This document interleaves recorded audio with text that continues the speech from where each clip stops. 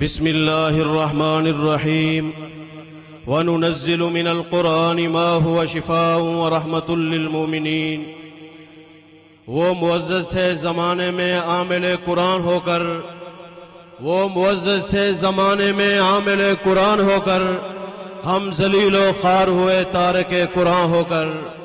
حضرات، یقیناً قرآن پاک بڑی عظمت والی کتاب ہے، شان والی کتاب ہے، مقام والی کتاب ہے، رفعت والی کتاب ہے، منقبت والی کتاب ہے، برکتوں اور رحمتوں والی کتاب ہے قرآن مجید۔ جس مہینے میں نازل ہوئی اللہ نے اس مہینے کو افضل قرار دے دیا، جس رات میں نازل ہوئی اللہ نے اس رات کو سب راتوں سے افضل قرار دے دیا، اور جس نبی پر نازل ہوئی وہ کائنات کی اعلیٰ ترین شخصیت حضرت محمد صلی اللہ علیہ وسلم ہے۔ حضرات، ہر مشینری، واشنگ مشین ہو، موبائل ہو، کوئی بھی چیز ہو، اس کو چلانے کا طریقہ کار ہوتا ہے اور کتابچہ اور بک ساتھ ہوتی ہے۔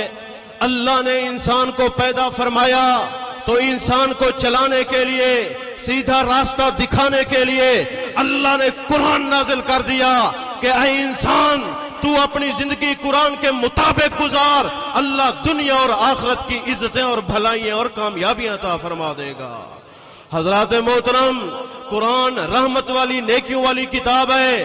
نبی علیہ السلام فرماتے ہیں، لا اقول الف لام میم حرف، میں یہ نہیں کہتا کہ الف لام میم ایک حرف ہے، بلکہ الف حرف، لام حرف و میم حرف۔ الف ایک حرف ہے، لام ایک حرف ہے، میم ایک حرف ہے۔ یہ 3 حروف ہوئے، جو 3 حروف پڑھتا ہے اللہ 30 نیکی عطا فرما دیتا ہے۔ قرآن کو پڑھو، قرآن کو سمجھو، اور قرآن ہی سب کچھ قرآن کے اندر موجود ہے۔ حضرات محترم، کسی کو کوئی بھی بیماری ہو، آئے قرآن پڑھے، قرآن سے دم کرے۔ جب قرآن پڑھ کر دم کرے گا، اعلان ہوتا ہے وَنُنَزِّلُ مِنَ الْقُرْآنِ مَا هُوَ شِفَاء۔ قرآن کے ساتھ یقین و اعتماد کے ساتھ جب دم کرے گا، اللہ پاک شفا اور صحت عطا فرما دے گا۔ حضرات محترم، یہ ہدایت بڑی عظیم و شان دولت ہے۔ ہدایت کا مقابلہ مال نہیں کر سکتا، ہدایت کا مقابلہ بینک بیلنس نہیں کر سکتا، ہدایت کا مقابلہ کوٹھی نہیں کر سکتی، ہدایت کا مقابلہ لوگ نہیں کر سکتے۔ ہدایت ملے گی اسی قرآن کے ذریعے ملے گی۔ ان ھذا القرآن یہدی للتی ہی اقوم۔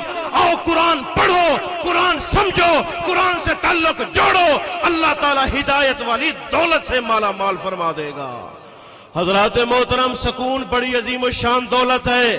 اگر کسی کے پاس کار، کوٹھی، بنگلہ، زمینیں، جائیدادیں، اولادیں پڑی ہوئی، سب کچھ موجود ہو، سکون نہ ہو، آرام نہ ہو، چین نہ ہو، کوئی فائدہ نہیں ہے۔ چین کیسے ملے گا؟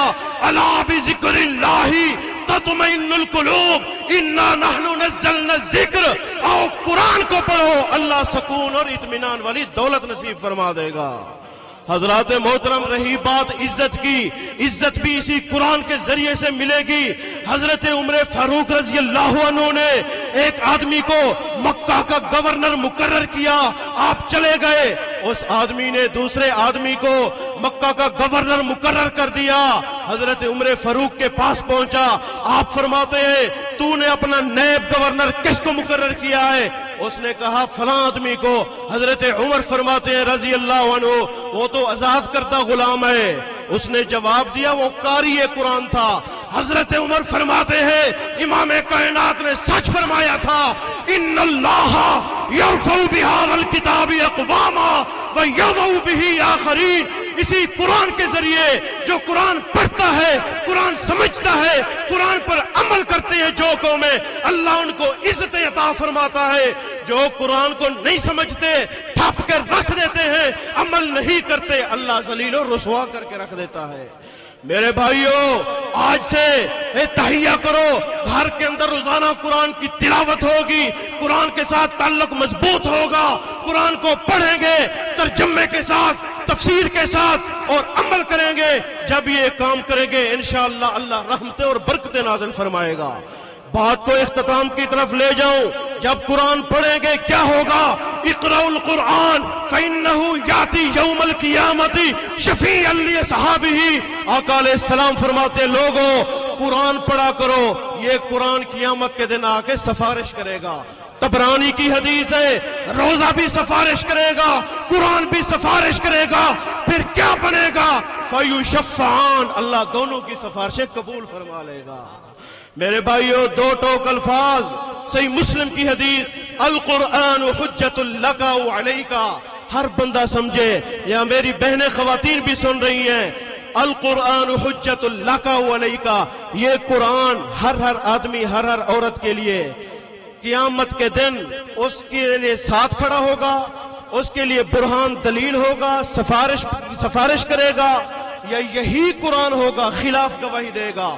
اگر کوئی پڑھے گا، سمجھے گا، عمل کرے گا، قرآن سفارش کرے گا، اللہ جنت کا مستحق بنا دے گا۔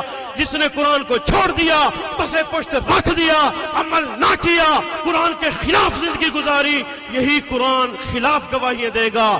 آج ہم پریشان ہیں، فلسطین میں مظلوم مسلمانوں پر ظلم ہو رہا، کشمیر میں ظلم ہو رہا، عالم کفر عالم اسلام کے خلاف کھڑی ہے۔ وجہ کیا ہے؟ ہمارے ایمان کمزور ہیں، ہم نے قرآن کو چھوڑ دیا ہے۔ وَمَنْ أَعْرَضَ عَنْ ذِكْرِي فَإِنَّ لَهُ مَعِيشَةً ضَنْكًا، اللہ فرماتے ہیں اگر قرآن سے منہ پھیر لوگے، معیشت رہن سہن کمزور کر دوں گا اور قیامت کے دن اندھا کر کے اٹھاؤں گا۔ اور قیامت کے دن سونے پیغمبر علیہ السلام بھی شکایت کریں گے، وقال الرسول یا ربی ان قوم اتخذوا هذا القرآن مہجورا، نبی علیہ السلام فرمائیں گے اللہ اس میری قوم نے قرآن کو چھوڑ دیا تھا، اگر ہم پڑھیں گے اس شکایت والی لسٹ میں نہیں آئیں گے، نہ پڑھیں گے تو اس لسٹ میں آ سکتے ہیں۔ ہم دعا کرتے ہیں کہ اللہ تعالیٰ مجھے اور آپ کو قرآن و حدیث کے مطابق زندگی گزارنے کی توفیق عطا فرمائے، اللہ تعالیٰ مجھے اور آپ کو اسلام کے مطابق سچا مسلمان بنائے اور قرآن و حدیث کے مطابق زندگی گزارنے کی توفیق عطا فرمائے۔ اقول قولی ھذا واستغفر اللہ لی ولکم ولسائر المسلمین وآخر الدعوایا ان الحمد للہ رب العالمین۔ جزاک اللہ احسن الجزا۔ مفتی صاحب انتہائی مختصر